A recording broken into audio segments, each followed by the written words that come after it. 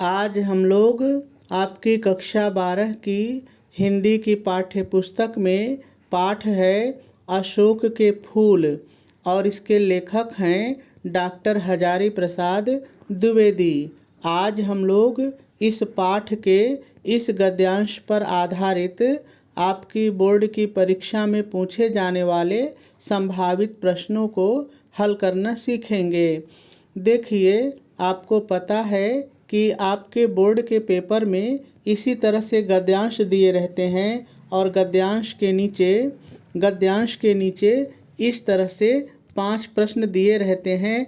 5 ही रहेंगे, 5 से ज़्यादा नहीं हो सकते हैं। लेकिन यहाँ पर मैंने ढेर सारा प्रश्न लिया हुआ है। हम लोग इन सभी प्रश्नों का उत्तर जानेंगे और इनमें से जो भी प्रश्न आपके पेपर में आएगा, यानी जो भी 5 प्रश्न आपके पेपर में आएगा उनका उत्तर लिख लेंगे। और देखिए, इन सभी प्रश्नों का उत्तर आपको गद्यांश में ही मिल जाता है। बहुत ज़्यादा कहीं भटकने की आवश्यकता नहीं होती है। बस आपको गद्यांश ध्यान से पढ़ना होता है और उत्तर खोजना होता है। और उसमें भी देखिए, यदि आपने किसी भी गद्यांश की व्याख्या को अच्छी तरह से समझ लिया है तो सभी प्रश्नों के उत्तर ढूंढने में भी आपको कोई परेशानी नहीं होती है। देखिए, जो प्रश्न दिए हुए हैं इनके उत्तर 2 तरह के होते हैं। एक तो आपको सीधे सीधे लाइन में मिल जाते हैं। आप गद्यांश पढ़ते हैं और आपको पता चल जाता है कि इस प्रश्न का उत्तर यहाँ पर दिया हुआ है। लेकिन कभी कभी कुछ प्रश्न ऐसे होते हैं जिनके उत्तर भाव पर आधारित होते हैं। जब तक आप गद्यांश के भाव को नहीं समझेंगे उनके उत्तर आप नहीं लिख सकते हैं। तो ऐसे में गद्यांश की व्याख्या को समझना बहुत ही ज़रूरी होता है। तो चलिए, सबसे पहले हम लोग पूरे गद्यांश की व्याख्या को समझते हैं, फिर इन प्रश्नों को एक एक करके पढ़ेंगे और इनका उत्तर लिखना सीखेंगे। तो देखिए, इस गद्यांश में है क्या कि जो लेखक डॉक्टर हजारी प्रसाद द्विवेदी जी हैं वो कहते हैं कि इस संसार की सभी चीज़ें, इस संसार की सभी वस्तुएं मिलावट और अशुद्धता से भरी हुई हैं। लेखक कहते हैं यहाँ तक कि हमारी सभ्यता, हमारी संस्कृति और हमारे आचरण में भी मिलावट है। लेकिन लेखक फिर कहते हैं कि इस संसार में एक ऐसी भी चीज़ है, एक ऐसी भी वस्तु है जिसमें न तो पहले कभी मिलावट थी, जिसमें न तो पहले कभी अशुद्धता थी, न आज उसमें कोई मिलावट और अशुद्धता है। और वह चीज़ है मनुष्य की जीवनी शक्ति, यानी उसकी जिजीविषा, उसके जीने की इच्छा। लेकिन लेखक इन बातों को किस तरह से बता रहे हैं, चलिए हम लोग एक एक लाइन पढ़ते हैं और सीखने की कोशिश करते हैं। तो लेखक डॉक्टर हजारी प्रसाद द्विवेदी जी कहते हैं कि मुझे मानव जाति की दुर्दम निर्मम, दुर्दम और निर्मम का मतलब क्या है ज़रा सा समझ लीजिए।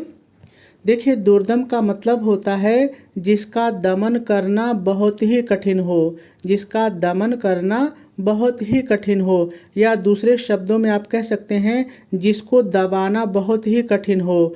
और निर्मम का मतलब होता है ममता से रहित, मोह से रहित, यानी जिसको कोई मोह ना हो, जिसके पास कोई ममता ना हो। आप चाहें तो कठोर कह सकते हैं, क्रूर कह सकते हैं, ठीक है। धारा के, देखिए धारा के का यहाँ पर मतलब है जो जीने की इच्छा रूपी धारा है उसके, तो जीने की इच्छा रूपी धारा के, ठीक है। चलिए मैं इतना एक बार फिर से पढ़ता हूँ। तो लेखक कहते हैं मुझे मानव जाति की दुर्दम निर्मम धारा के हजारों वर्ष का रूप साफ दिखाई दे रहा है। देखिए, पूर्ण विराम आ गया। तो चलिए इतने की व्याख्या हम लोग सीखते हैं। तो लेखक हजारी प्रसाद द्विवेदी जी कहते हैं कि मुझे यानी लेखक कहते हैं मैं मानव जाति की जीने की इच्छा, इतना आपने जोड़िए, मानव जाति की जीने की इच्छा जिसका दमन करना बहुत ही कठिन है। इसको जरा सा मेरे शब्दों में समझिए। लेखक ये कह रहे हैं कि जो मनुष्य जाति है, जो मानव की जाति है, और उसके जो जीने की इच्छा है, जो वो जीना चाहता है, उसको दबाया नहीं जा सकता, उसका कोई दमन नहीं कर सकता। वो हर हाल में जीना चाहता है। जो मनुष्य है, जो मानव जाति है, वो हर हाल में जीना जीना चाहती है और उसके जो जीने की इच्छा कैसी है, तो कहते हैं वो बहुत निर्मम है। यानी मनुष्य के जो जीने की इच्छा है वो बहुत कठोर है, मोह ममता से रहित है। कहने का तात्पर्य है, लेखक ये कहना चाहता है कि मनुष्य के जीने की इच्छा को दबाया नहीं जा सकता और वो बहुत कठोर है, हर परिस्थिति में जीना चाहती है। यदि मनुष्य को जीने के लिए कुछ चीज़ों को रौंदना पड़े, दबाना पड़े, तो वो रौंद देगी लेकिन जीना नहीं छोड़ेगी। भाव यही है। तो इतना फिर से देखिए। तो लेखक कहते हैं, मैं मानव जाति की जीने की इच्छा जिसका दमन करना बहुत ही कठिन है और जो कठोर है, निर्मम है, उसकी धारा के हजारों वर्ष के बदलते हुए रूप को स्पष्ट रूप से देखा है। साफ दिखाई दे रहा है, मतलब स्पष्ट रूप से देखा है। क्या देखा है? तो लेखक आगे कहते हैं, मनुष्य की जीवनी शक्ति बड़ी निर्मम है। जीवनी शक्ति का मतलब होता है जिजीविषा, यानी जीने की इच्छा शक्ति, जो वो जीना चाहता है। तो लेखक कहते हैं कि मनुष्य की जो जीवनी शक्ति है, उसकी जो जीने की इच्छा है, जो उसकी जिजीविषा है, वो बहुत ही कठोर है, बहुत ही निर्मम है। कैसे निर्मम है, कैसे कठोर है? तो लेखक आगे कहते हैं, वह सभ्यता और संस्कृति के वृथा यानी व्यर्थ के मोहों को यानी बंधनों को रौंदती चली आ रही है। रौंदती यानी कुचलती चली आ रही है। अब इसका मतलब क्या है, मेरे शब्दों में समझिए। देखिए, लेखक इन पंक्तियों में ये कहता है कि मनुष्य के जो जीने की इच्छा है वो बहुत ही कठोर है। वह अपने जीने के लिए सभ्यता और संस्कृति का जो व्यर्थ का मोह है, जो उसका बंधन है, उसको कुचलती चली आ रही है, कुचलती चली आ रही है। कहने का तात्पर्य है कि मनुष्य अपने जीने के लिए न जाने कितनी सभ्यताओं को छोड़ा है, न जाने कितनी संस्कृतियों को कुचला है। तो लेखक यही कह रहा है कि मनुष्य की जीवन शक्ति बहुत कठोर है, बहुत क्रूर है। वह अपने जीने के लिए सभ्यता और संस्कृति के व्यर्थ के बंधनों को कुचलती चली आ रही है। इतना ही नहीं, आगे और लेखक कह रहे हैं, न जाने कितने धर्माचारों। देखिए, धर्माचारों का मतलब होता है धर्म के अनुसार आचरण करना या धार्मिक परंपरा। ठीक है, धर्माचार। और विश्वासों का मतलब होता है निश्चित धारणा। और उत्सव और व्रत का मतलब, हमारे उत्सव माने त्यौहार, और व्रत का मतलब होता है उन त्यौहार के जो हमारे तरीके हैं को धोती बहाती मतलब उनको भी रौंदती हुई, कुचलती हुई। ठीक है, कुचलती हुई बहाती सी जीवन धारा आगे बढ़ी है, आगे बढ़ती चली जा रही है। इतने को आप मेरे शब्दों में एक बार फिर से समझिए। देखिए, लेखक यहाँ पर ये कह रहे हैं कि मनुष्य के जो जीवन जीने की शक्ति है वो बहुत क्रूर है, बहुत ही निर्मम है, उसमें कोई दया नहीं है। और जो जीवन की जीने की शक्ति है वह सभ्यता और संस्कृति के जो व्यर्थ के बंधन है, जो मोह है, उनको कुचलती चली आ रही है। और साथ ही साथ लेखक कहते हैं कि ये जो जीवन जीने की शक्ति है, ये न जाने कितने धर्म के जो हमारे धर्म के आचरण हैं, जो हमारे धर्म की परंपराएं हैं, जो हमारी विश्वास है, जो हमारी निश्चित धारणाएं हैं, जो हमारे उत्सव हैं और जो हमारे व्रत हैं, इन सभी को धोती बहाती यानी छोड़ती हुई, कुचलती हुई अपने जीवन धारा को यानी अपने जीवन को साथ लेकर के आगे बढ़ती चली जा रही है। ठीक है, बात समझ में आई होगी। अब आगे लेखक कहते हैं, संघर्षों से मनुष्य ने नई शक्ति पाई है। अब देखिए, यहाँ पर लेखक ये कह रहा है कि जो मनुष्य ने ये नई शक्ति पाई है, देखिए अपनी सभ्यता को छोड़ना, अपनी संस्कृति को छोड़ना, ठीक है, ये कोई मतलब कि अपने जो धर्म के आचरण है, जो विश्वास है, इनको छोड़ना, रौंदना कोई साधारण सी बात नहीं है। कहते हैं मनुष्य ने बहुत संघर्ष किया इन चीज़ों के लिए और संघर्षों से मनुष्य ने एक नई शक्ति, एक ताकत पाई है। और कहते हैं आगे, हमारे सामने समाज का आज जो रूप है। देखिए, आपने अशोक के फूल में एक भी देखा था कि जो सामंती व्यवस्था थी, फिर प्रजा जब जागृत हुई तो उसने सामंती व्यवस्था को रद्द किया, मतलब उसको समाप्त किया, ढहा दिया, विद्रोह किया। तो हमारे सामने आज जो समाज है, जहां आज भेदभाव नहीं है, कोई जमींदार नहीं है, कोई साधारण नागरिक नहीं है, सबको समान अधिकार है। तो कहते हैं हमारे सामने जो ये आज समाज का जो रूप है, ये ऐसे ही नहीं मिला है। कहते हैं वह न जाने कितने ग्रहण यानी जाने कितनी चीज़ों को हमने ग्रहण किया है, स्वीकार किया है, और न जाने कितने हम लोगों ने त्याग किए हैं, तब उसका यह रूप प्राप्त हुआ है। किसका? आज हमारे सामने जो समाज है उसका। यानी ये जो समाज आज है हमारे संघर्षों का प्रतीक है, और ये जो संघर्ष है, ये जो शक्ति है हमें संघर्ष से प्राप्त हुई है। ठीक है, चलिए आगे देखते हैं। तो अब लेखक कहते हैं, देश और जाति की विशुद्ध संस्कृति केवल बाद की बात है। पूर्ण विराम आ गया। तो चलिए इतनी व्याख्या समझ लेते हैं। देखिए, इस लाइन में लेखक ये कह रहे हैं कि हम आज भले ही कहें कि हमारे देश और हमारे देश की जातियों की अपनी शुद्ध, विशुद्ध माने शुद्ध, अपनी शुद्ध संस्कृति है, लेकिन ये केवल बाद की बात है, यानी अब की बात है। पहले क्या? तो देखिए, इसके पहले वाले गद्यांश में हम लोगों ने पढ़ा था कि भारत में अनेक विदेशी जातियां आई, जैसे आर्य आए, शक आए, हूण आए, और वो अपनी सभ्यता और संस्कृति को लेकर आए और भारतीय सभ्यता संस्कृति को प्रभावित किया, इसमें मिलावट की। तो लेखक यहाँ पर यही कह रहे हैं कि अब हम भले ही कहें कि हमारे देश और हमारे जाति की अपनी एक शुद्ध संस्कृति है, लेकिन ये केवल बाद की बात है। पहले क्या? तो कहते हैं सब कुछ में मिलावट है। यहाँ पर सब कुछ में मिलावट भरी हुई है, हमारी सभ्यता में, हमारी संस्कृति में, यहाँ तक कि हमारे आचरण में भी मिलावट है। और जब सब कुछ में मिलावट है तो लेखक आगे कहते हैं सब कुछ अशुद्ध है, सब कुछ अशुद्ध है। देखिए, अविशुद्ध यहाँ लिखा है, इसका मतलब होता है अशुद्ध। तो यहाँ सब कुछ अशुद्ध है, लेकिन लेखक आगे पुनः कहते हैं कि अगर यहाँ पर कुछ शुद्ध है, कुछ बिना मिलावट के है, तो वह है केवल मनुष्य की दुर्दम यानी जिसका दमन न किया जा सके ऐसी जीने की इच्छा। जिजीविषा माने जीने की इच्छा। यानी लेखक कहते हैं कि अगर कुछ शुद्ध है तो वह मनुष्य की जीने की इच्छा है, जिसका कभी भी दमन नहीं किया जा सकता। लेखक के कहने का तात्पर्य है कि आज से हजारों साल पहले भी मनुष्य हर परिस्थितियों में जीना चाहता था, और आज भी मनुष्य हर परिस्थितियों में जीना चाहता है। इतनी बात एक बार फिर से समझ लीजिए। देखिए, लेखक यहाँ पर कह रहे हैं कि देश और जाति की विशुद्ध संस्कृति ये केवल बाद की बात है। पहले तो यहाँ सब कुछ में मिलावट है, हमारी सभ्यता में, हमारी संस्कृति में, यहाँ तक कि हमारे आचरण में भी मिलावट है। इसलिए सब कुछ यहाँ पर अशुद्ध है, अविशुद्ध है यानी अशुद्ध है। लेखक आगे कहते हैं कि अगर यहाँ पर कुछ शुद्ध है तो वह मनुष्य की कभी न दमन की जाने वाली जीने की इच्छा, यानी जोड़िए, यानी मनुष्य पहले भी हर परिस्थितियों में जीना चाहता था और आज भी हर परिस्थितियों में जीना चाहता है। इसमें किसी भी तरह की मिलावट, किसी भी तरह की अशुद्धता नहीं है। ठीक है, चलिए आगे देखिए। वह गंगा की अबाधित मतलब बिना रुके, यानी कोई बाधा नहीं, बिना रुके हुए। अनाहत मतलब बिना घायल हुए। अनाहत, आहत माने घायल होता है, अनाहत मतलब जो घायल ना हो। तो बिना घायल हुए धारा के समान सब कुछ को हजम करने के बाद भी पवित्र है। इस बात को जरा सा समझिए।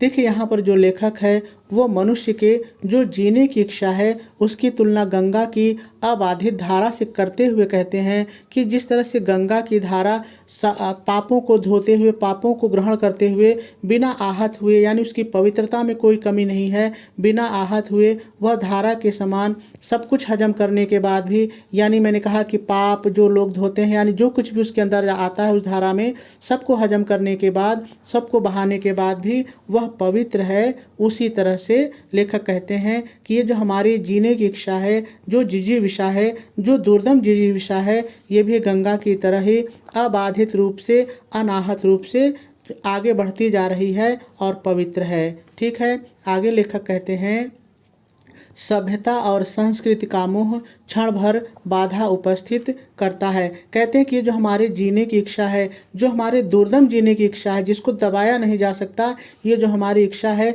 इसको कभी कभी हमारी सभ्यता और संस्कृति का मोह क्षण भर के लिए बाधा उपस्थित करता है, क्षण भर के लिए सोचने के लिए मजबूर करता है। हम थोड़ी देर के लिए अपनी सभ्यता और संस्कृति के बारे में विचार करते हैं, लेकिन फिर उसके बाद क्या होता है, उसके बाद हम अपनी संस्कृति को, सभ्यता को छोड़ करके जीने को ही महत्वपूर्ण सोच करके जीने लगते हैं, जीने के लिए सब कुछ करते हैं। आगे लेखक और कहते हैं धर्माचार का संस्कार यानी हमारे जो धर्म के आचरण हैं, जो हमारे धर्म के की परंपराएं हैं, जो हमारे संस्कार हैं, थोड़ी देर तक इस धारा से मतलब जो जीने की धारा है, जो जिजीविषा है, जो जीने की इच्छा है, इस धारा से टक्कर लेता है। कुछ देर तक तो हमें रोकता है, लेकिन अंत में क्या होता है, पर इस दुर्दम धारा में, यानी दुर्दम धारा में का मतलब जो जीने की जो दुर्दम धारा है, जो जीवन जीने की इच्छा की धारा है, सब कुछ बह जाता है, सब कुछ समाप्त हो जाता है। यानी हम अपने संस्कार, अपने धर्माचार, अपनी सभ्यता और अपनी संस्कृति सभी के मोह को छोड़ करके जीने के लिए आगे बढ़ जाते हैं। यही कुछ इस गद्यांश की व्याख्या है। चलिए अब हम लोग इस पर आधारित प्रश्नों को हल करना सीखते हैं। तो देखिए पहला प्रश्न आपसे पूछ रहा है उपर्युक्त गद्यांश का संदर्भ लिखिए। तो चलिए संदर्भ लिख लेते हैं। सबसे पहले आप प्रश्नोत्तर नंबर डालेंगे, जो भी होगा पेपर में देख लीजिएगा वही डालिएगा। फिर संकेत डाल करके जो गद्यांश आप हल करेंगे उसके शुरू का और डाट डाट करके अंत का थोड़ा सा लिख लेंगे। और संदर्भ कैसे लिखेंगे जरा देखिए। आप नंबरिंग करेंगे, उप नंबर डालेंगे, संदर्भ हेडिंग डालेंगे और डैश डाल करके लिखेंगे प्रस्तुत गद्यांश हमारी पाठ्य पुस्तक हिंदी के गद्य खंड में संकलित अशोक के फूल नामक निबंध से उद्धृत है या शीर्षक से उद्धृत है या पाठ से लिया गया है। इसके लेखक डॉक्टर हजारी प्रसाद द्विवेदी जी हैं। पूर्ण विराम लगाएंगे और पहला उत्तर पूरा हो जाएगा। चलिए दूसरा प्रश्न देखते हैं। दूसरा प्रश्न आपसे पूछ रहा है उपर्युक्त गद्यांश के पाठ एवं शीर्षक का नाम लिखिए। तो चलिए लिख लेते हैं। आप देखिए प्रश्नोत्तर नंबर डालेंगे, उप नंबर डालेंगे और लिखेंगे उपर्युक्त गद्यांश के पाठ का नाम अशोक के फूल और लेखक का नाम डॉक्टर हजारी प्रसाद द्विवेदी है और दूसरा उत्तर भी पूरा हो जाएगा। चलिए तीसरा प्रश्न देखते हैं। ध्यान रहे कोई 5 प्रश्न ही आएगा। तीसरा प्रश्न कह रहा है मनुष्य की जीवनी शक्ति कैसी है। तो चलिए इसका उत्तर देखते हैं। आपको देखते ही समझ में आ जाएगा, मैंने बताया है। तो देखिए आप लिखेंगे मानव की जीवनी शक्ति बहुत ही निर्मम अर्थात ममता रहित है। वह सभ्यता और संस्कृति के व्यर्थ मोहों को रौंदती चली आ रही है और इसका उत्तर भी पूरा हो जाएगा। चलिए अगले प्रश्न पर चलते हैं। चौथा प्रश्न आपसे पूछ रहा है मनुष्य की जीवन शक्ति को निर्मम क्यों कहा गया है। क्यों कहा गया है, देखिए यही प्रश्न उत्तर है, बस भाषा बदल जाएगी। कैसे लिखेंगे देखिए। आप लिखेंगे मनुष्य की जीवन शक्ति सभ्यता और संस्कृति के वृथा मोहों को रौंदती चली आ रही है।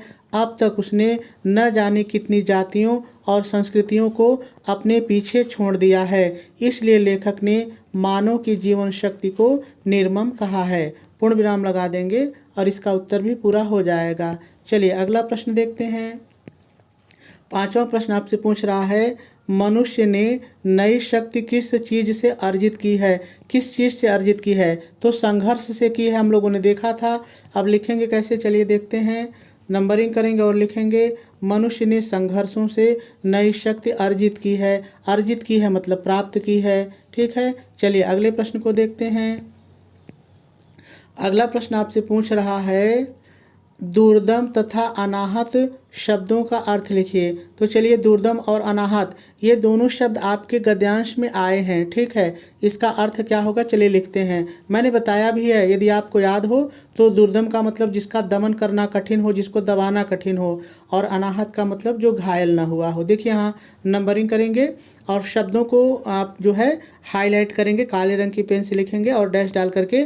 दुर्दम का मतलब है कठिनता से दमन किया जाने वाला, या आप कह सकते हैं जिसको कठिनता से दबाया जा सके। ठीक है, और अनाहत का मतलब जो घायल ना हुआ हो, और इसका उत्तर भी पूरा हो जाएगा। चलिए अगला प्रश्न देखते हैं। देखिए अगला प्रश्न आपसे कह रहा है मनुष्य सभ्यता और संस्कृति को किस प्रकार रौंद रहा है। किस प्रकार रौंद रहा है, चलिए देखते हैं।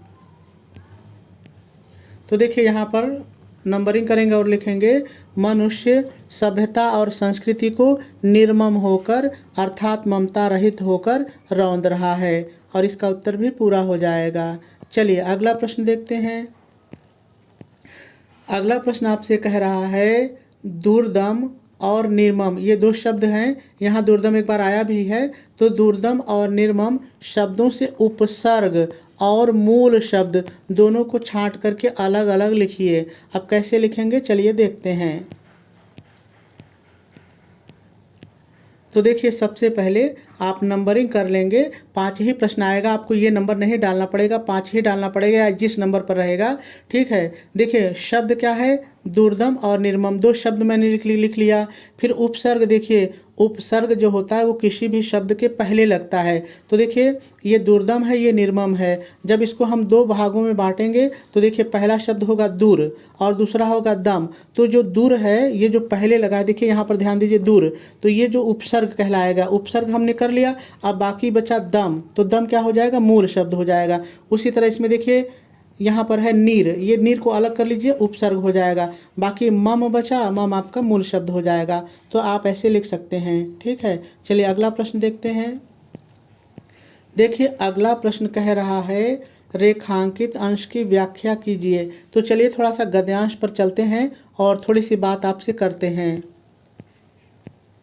देखिए आप यहाँ पर देखिए, यहाँ से रेखांकित अंश खींचा गया है, इस तरह से आपको दिखाई दे रहा होगा, और यहाँ तक रेखांकित अंश खींचा है। एक तो ये हो गया। अब देखिए यहाँ पर देखिए, फिर आपको रेखांकित अंश मिलेगा। यहाँ से रेखांकित अंश खींचा गया है, यहाँ से लेकर के और यहाँ तक खींचा गया है, यानी दो जगह रेखा खींची गई है और 2 बार आपको व्याख्या करनी पड़ेगी। अब लिखेंगे कैसे, चलिए थोड़ा सा देख लेते हैं। तो देखिए आप नंबरिंग कर लीजिएगा, 5वें नंबर पर आएगा, जिस नंबर पे भी आएगा। अब देखिए 2 बार आपको लिखना है ना, तो आपको क लिखना पड़ेगा। क लिखिए, ये लिखिए, जो भी लिखिए आप, लेकिन आप रोमन वाला नहीं लिख सकते हैं क्योंकि रोमन आपका प्रश्न का नंबर है, यहाँ कुछ अलग लिखना पड़ेगा। तो मैंने क लिख दिया और हेडिंग डालेंगे रेखांकित अंश की व्याख्या। और पहले रेखांकित अंश की व्याख्या आप मेरे साथ पढ़ लीजिए, जैसे मैंने बताया है वैसे ही लिखा है। तो पढ़िए। प्रस्तुत रेखांकित अंश में लेखक मनुष्य की जीवन शक्ति का वर्णन करते हुए कहते हैं कि, इतना मैंने भाव के अनुसार अपनी तरफ से जोड़ा। अब आगे रेखांकित अंश की व्याख्या है।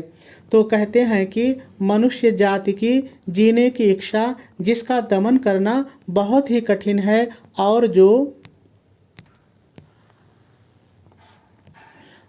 जो ममता से रहित है, मैं इसकी धारा के हजारों वर्षों के रूप को स्पष्ट रूप से देख रहा हूँ, जैसे मैंने बताया था। पूर्ण विराम लगाएंगे और आगे लिखेंगे।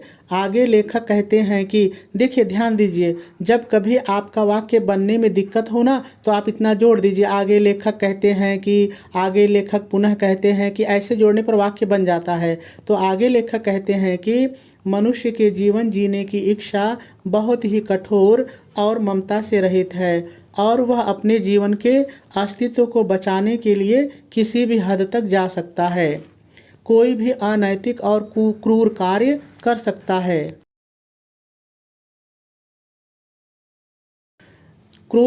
सकता है। इसी क्रम में वह अपने अस्तित्व को बचाने के लिए सभ्यता और संस्कृति के व्यर्थ के मोहों को यानी बंधनों को रौंदता हुआ यानी कुचलता हुआ आगे बढ़ता चला जा रहा है। पूर्ण विराम लगाएंगे और पहले रेखांकित अंश की व्याख्या पूरी हो जाएगी।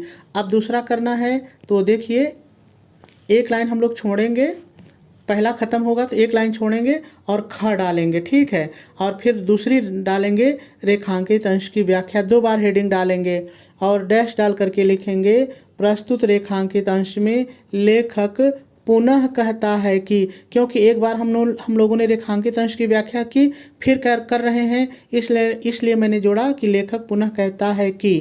अब देखिए वर्तमान समय में संसार की सभी वस्तुएं मिलावट से भरी हुई हैं, सब में कुछ न कुछ अशुद्धता विद्यमान है, यहाँ तक कि व्यक्ति की सभ्यता, संस्कृति और आचरण में भी मिलावट भरी हुई है।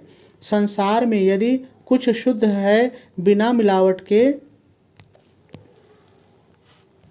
बिना मिलावट के, तो वह है हर परिस्थितियों में मनुष्य के जीने की इच्छा। इसमें न तो पहले कोई मिलावट थी न आज है। वह पहले भी हर परिस्थितियों में जीना चाहता था और आज भी हर परिस्थितियों में जीना चाहता है। और दूसरे रेखांकित अंश की व्याख्या भी पूरी हो जाएगी।